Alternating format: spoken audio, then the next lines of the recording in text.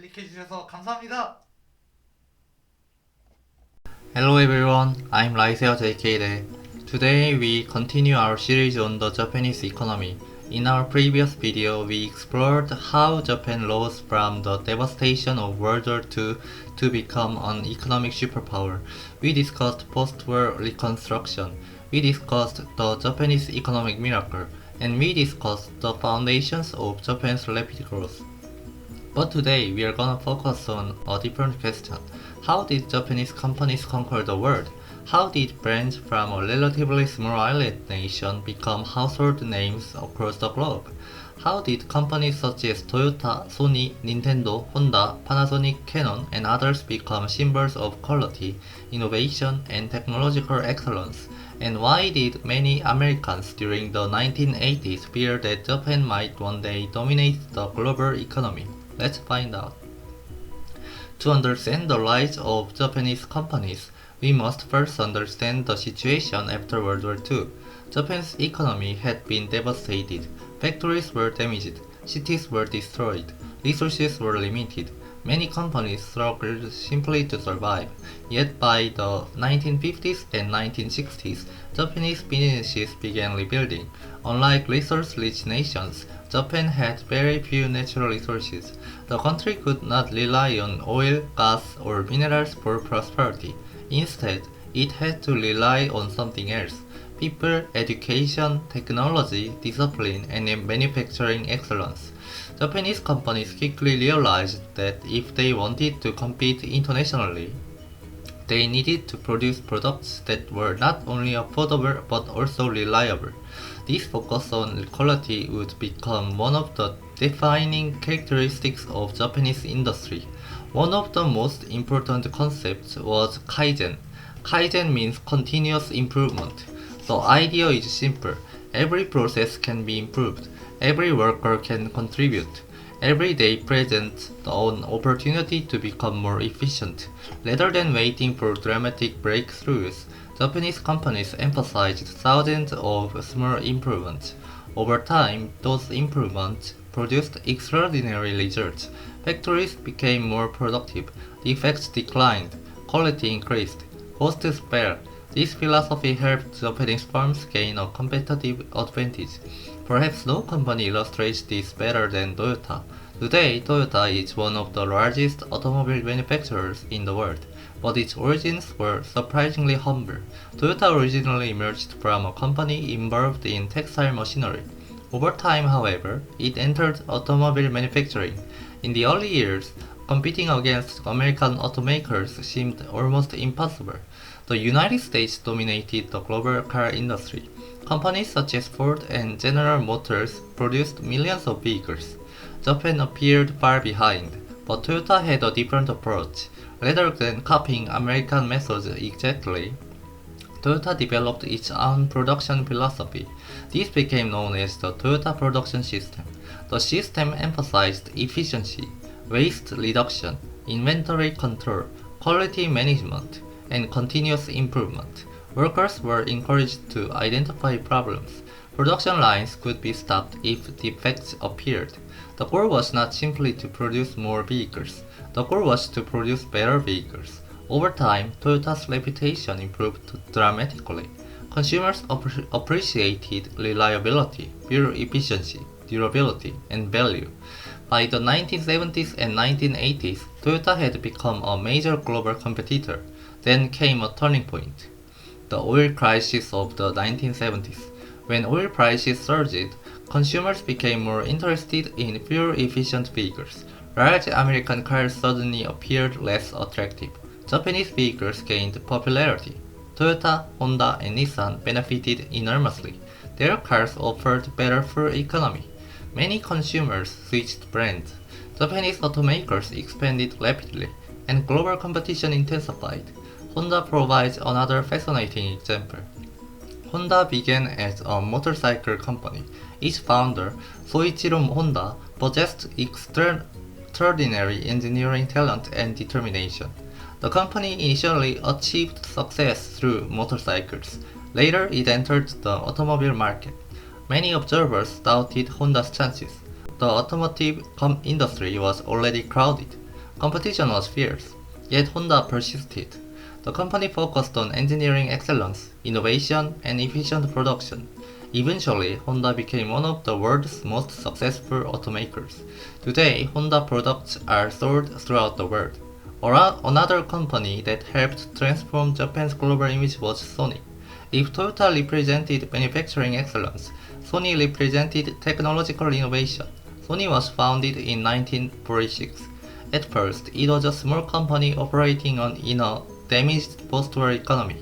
But Sony's founders believed Japan could become a technological leader. They focused on innovation, product design, and consumer electronics. One of Sony's early breakthroughs involved transistor radios. These devices were smaller and more portable than many alternatives available at the time. Consumers loved them. Sony gained international recognition. But this was only the beginning. Over the following decades, Sony introduced numerous influential products: color televisions, audio equipment, video technology, and perhaps most famously, the Walkman. When the Walkman was introduced in 1979, it transformed how people listened to music. For the first time, millions of people could carry their favorite songs with them wherever they went. The product became a global sensation, and Sony became a symbol of Japanese innovation. Sony demonstrated that Japanese companies could do more than manufacture products efficiently. They could shape culture itself. Another industry where Japanese companies achieved extraordinary success was consumer electronics. Companies such as Panasonic, Sharp, Toshiba, and others became global leaders.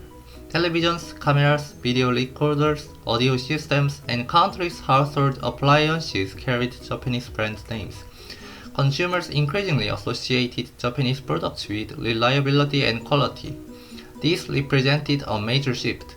Only a few decades earlier, some Western consumers viewed Japanese products as inexpensive alternatives. By the 1980s, Japanese electronics often represented the gold standard. The camera industry offers another example. Companies such as Canon and Nikon became world leaders. Professional photographers around the globe relied on Japanese cameras. Innovation in optics, lenses, and imaging technology helped these firms dominate international markets. Japanese excellence in precision manufacturing became a major competitive advantage. No discussion of Japanese companies would be complete without mentioning Nintendo. Nintendo's story is unique. The company was founded in the 19th century. Originally, it produced playing cards. Few people could have imagined that it would eventually become one of the most influential video game companies in history. The transformation occurred gradually. As technology evolved, Nintendo entered electronic entertainment. Then came one of the most important moments in gaming history, the release of the Nintendo Entertainment System. The NES helped revive the video game industry after a major crash in North America.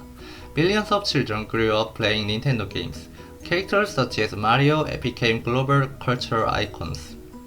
Nintendo demonstrated that Japanese companies could dominate not only manufacturing, but also entertainment. Its influence extended far beyond economics. It shaped popular culture around the world. By the 1980s, Japanese companies seemed unstoppable. Their products were everywhere. Japanese automobiles filled roads across North America and Europe. Japanese electronics occupied living rooms around the world. Japanese cameras dominated photography. Japanese industrial equipment powered factories. Japanese corporations expanded internationally. Foreign observers began paying close attention, and some became concerned, particularly in the United States. Why? Because Japan's economic success appeared extraordinary. American trade deficits with Japan increased. Japanese exports surged. Japanese firms acquired foreign assets. Japanese investors purchased real estate abroad. At one point, Japanese companies and investors purchased famous properties in the United States. This fueled anxiety. Many Americans wondered whether Japan might eventually surpass the United States economically. Books were written predicting Japanese dominance. Politicians discussed trade imbalances. Business leaders worried about competition. Some even argued that Japan's management methods were superior to those who used in the West. The fear became so widespread that it influenced movies, books, and popular culture. The phrase Japan INC became common. It referred to the perception that Japanese government agencies, banks, and corporations worked together with remarkable effectiveness. Whether this perception was entirely accurate is debatable, but it reflected the admiration and concern many people felt. Trade tensions increased during the 1980s. The United States accused Japan of unfair trade practices. Japan argued that its success resulted from hard work, efficiency, and innovation. Disagreements emerged over automobiles, semiconductors, and market access. These disputes became some of the most important economic conflicts of the decade. One particularly important battleground was semiconductors. Semiconductors are the foundation of modern electronics. During the 1980s, Japanese companies became global leaders in memory chips. Many observers believed Japan might dominate the semiconductor industry permanently. American policymakers grew concerned. The competition between Japanese and American technology firms intensified. Ironically, history would later take a different turn. American companies eventually regained strength. South Korean firms entered the industry aggressively. Taiwan developed powerful semiconductor capabilities, and the global competitive landscape changed dramatically. Still, Japan's semiconductor success during the 1980s remains an important chapter in economic history. So what made Japanese companies so successful? Several factors stand out. First, quality. Japanese firms built reputations for reliability and precision. Second, long-term thinking. Many companies focused on sustained growth rather than short-term profits. Third, investment in research and development. Innovation remained a priority. Fourth, manufacturing excellence. Efficient production systems reduced costs and improved quality. Fifth, skilled workers. Japan's education system produced highly capable engineers and technicians.